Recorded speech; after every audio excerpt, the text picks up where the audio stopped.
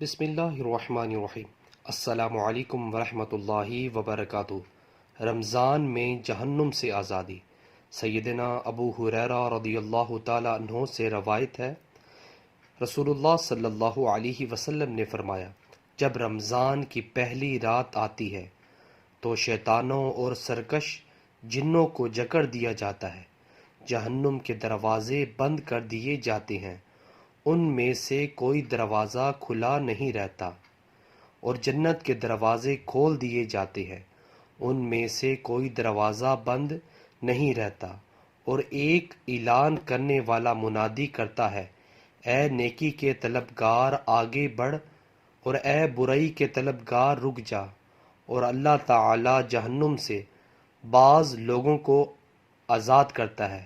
رمضان میں ہر رات اسی طرح ہوتا ہے۔ ماشاءاللہ۔ سو ویورز، اللہ تعالیٰ سے دعا ہے کہ اللہ تعالیٰ ہمیں بھی رمضان المبارک میں سارے روزے رکھنے کی توفیق عطا فرمائے، اور ہمیں چاہیے بھی کہ ہم رمضان میں زیادہ سے زیادہ استغفار کریں اور اپنے گناہوں کی معافی طلب کریں۔ ویڈیو کو شیئر کریں۔ جزاک اللہ۔